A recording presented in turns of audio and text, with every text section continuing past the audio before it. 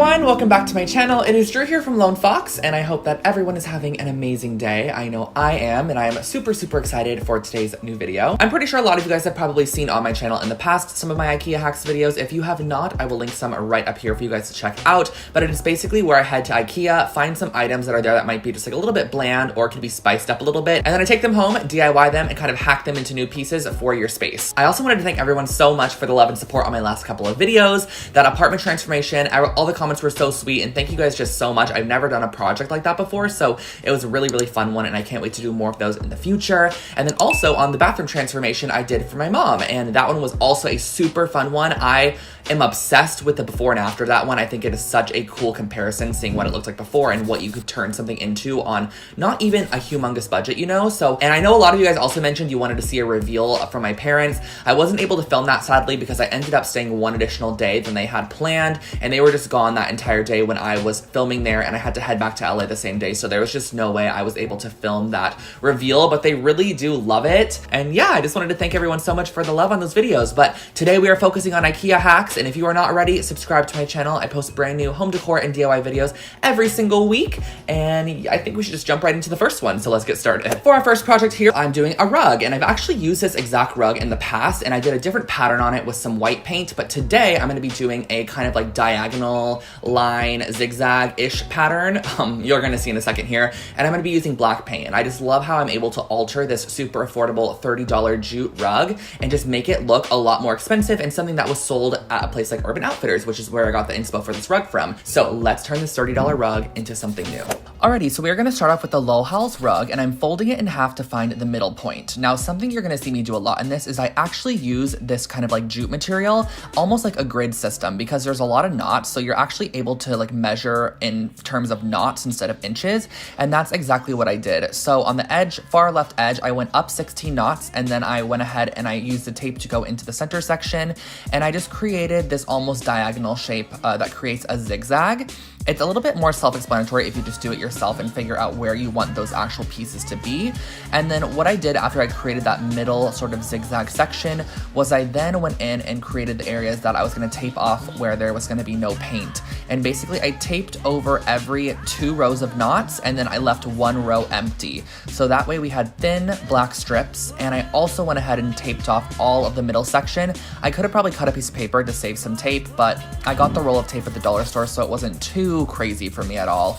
I just went ahead and taped everything off as shown here, and then I used a black spray paint to just go ahead and spray on here, and I did 2 passes on each line.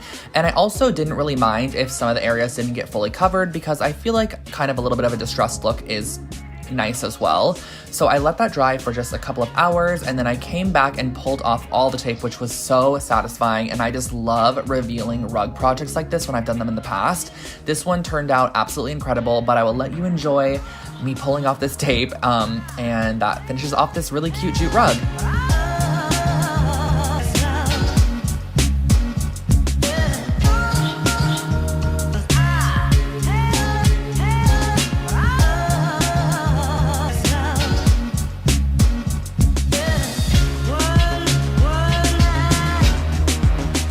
I have not done a throw pillow in a while here on the channel, and I used to do those all the time, and I've actually seen some comments asking why I haven't done them, because it was such a routine for me to throw a throw pillow.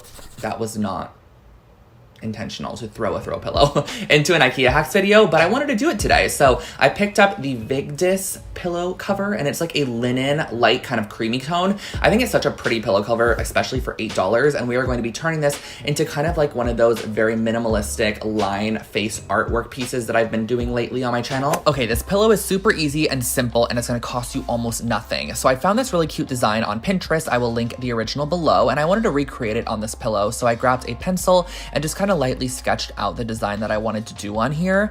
And next what I did was I used some Fabri-Tac adhesive, and I kind of traced along small sections of my lines and worked in smaller sections, and used a nice thick kind of like charcoal gray yarn, and I glued it on top.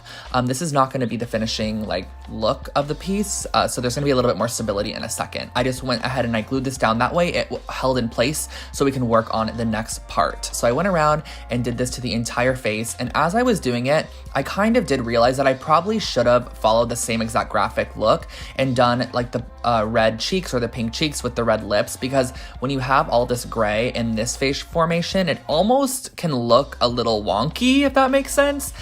So I grabbed a yarn in a similar color that was a lot thinner, and what I'm doing is from the back side of the pillow, I'm actually sewing up one side of the yarn that we glued down and then down the other side. And I'm just doing this about every single inch, and I'm not pulling it tight at all. This is just going to basically reinforce what we have glued down and make sure that nothing is gonna move around. So this pillow is gonna be a great high quality finish, if that makes sense.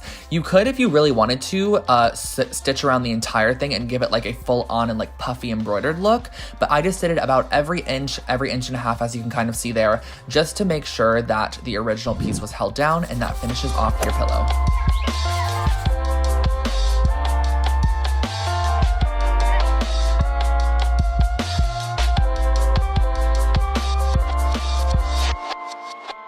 And our last project is the larger scale one, and this is using the John Axel shelf system from Ikea. This is just a super affordable $20 miniature little shelf, and we're just gonna be transforming this into something that looks a little bit more expensive than just the kind of plain basic white metal. We're gonna be adding some contact paper, some spray paint, and turning it into kind of like a miniature bar cart is what I styled it as, but you can use this as, of course, a miniature shelf or even 2 nightstands because they're on the smaller side. So let's jump into this one.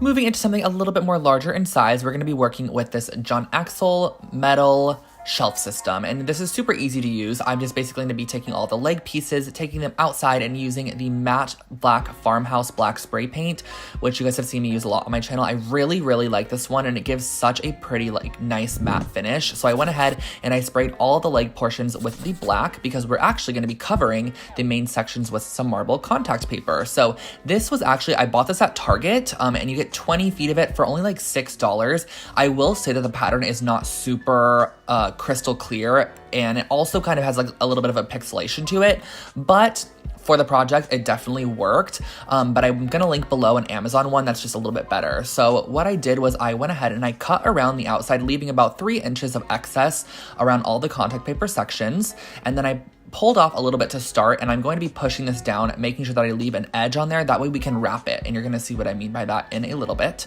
So what I did was I just worked in small little sections, pulling a little bit of the backing away and smoothing with my fingers. You can also use a credit card if needed, and also feel free to poke tiny little holes, push out any air bubbles. So in order to wrap the corners, you're just gonna need to cut out the actual corner piece as shown here,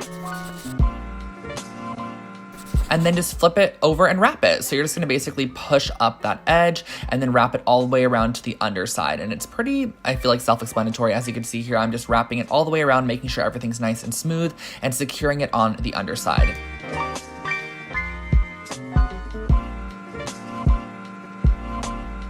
And you're gonna repeat the same steps onto all 3 shelves. And I'm also gonna link a couple other contact papers that I think that this would look really pretty with below, because there are some stunning ones on Amazon. I'll make sure to link those for you guys. And then the last thing you have to do is just assemble it based off of your instructions. So just follow the instructions of the shelving system you're using. If you're following the same one, it's just easier than me kind of explaining it. I also had to hammer in the tops and bottoms to finish off this piece. And lastly, I sprayed a little bit of that matte farmhouse paint in a cup, and I just painted it on any areas that I felt like could use a little bit of a touch up, and that finished off our shelf.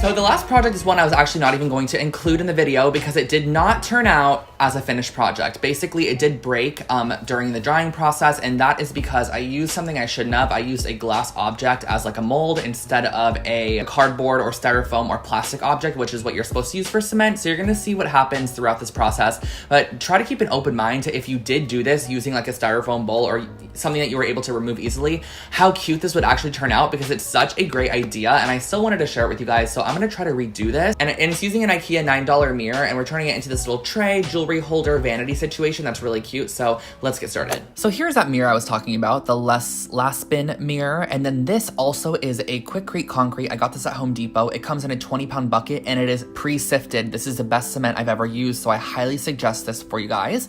And I also use this Ikea storage box lid as the base, and that's the glass object that ruined everything. So basically what I did was I first started out by mixing up the concrete. I just kind of do this by eye, but I'm sure there's some form of rhyme or reason to this. I just mixed it up with some water and make sure it's all nice and good. As you can see here, the consistency is like a thick cake batter. And I had to do this a couple of times. I didn't realize how much concrete I actually needed, but I did create a couple batches of it and smoothed it out in the lid section. And I went ahead and I repeated this probably 3 to 4 times until I had enough concrete to fill the lid.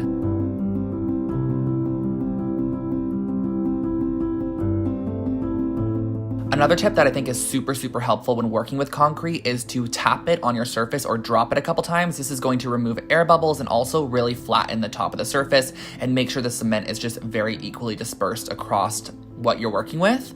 So then what I did was I pushed down the mirror base. As you can see here, I wanted it in the top left corner, and I smoothed a little bit of my cement over the top of that, and then I pushed in my glass object, and I was thinking that this would just pop right out once it was dry, but it did not pop right out once it was dry. So I tapped this a couple more times, kind of let it dry overnight, and then this is what occurred. Okay guys, so here is the project that did not turn out as I wanted it to. I know exactly what I should have done to make it turn out perfectly, but I definitely should have not used this glass. I really thought that it would just honestly come right off the concrete because it's a very slippery surface, but I should have found something that was a little bit maybe more plasticky or something that I could bend and really break out of the concrete, because with me trying to then pull this out, I cracked it in so many different places, then tried to cover up the cracks with concrete, and the concrete is not the same color anymore, and it wouldn't even come out. So basically I should have just used something to create the little jewelry dish that was maybe made of paper or like a styrofoam bowl or something that you can push down in there and easily remove. Then this would have turned out great, because look at these sides. Like, the sides look so perfect, everything else is great, but it did crack where it shouldn't have. And then this turned out really cute too. Overall, I think I'm gonna try to maybe make this project again and then share it with you guys over on Instagram, but I wanted to give you an update on how this one turned out. Alrighty, so that was my Ikea Hacks video for you guys today. I hope that you enjoyed this one, and definitely give it a thumbs up if you did. And if you are not already, make sure to follow me over on Instagram at Lone Fox Home, because I post new content there every single day and kind of more behind the scenes type stuff on the actual stories. I do polls for you guys. It's a lot of fun over there, so definitely follow along over there. But I hope today's video gave you maybe a little bit of creative energy. Head over to Ikea, make some similar items. But yeah, thank you guys so much for watching, and I hope you have an amazing Sunday, or the amazing start to your week if you're watching this on Monday or Tuesday or even Wednesday. And I will catch you guys all in my next video. I don't want to leave, but I got to, so I'll catch you in the next one. Bye guys.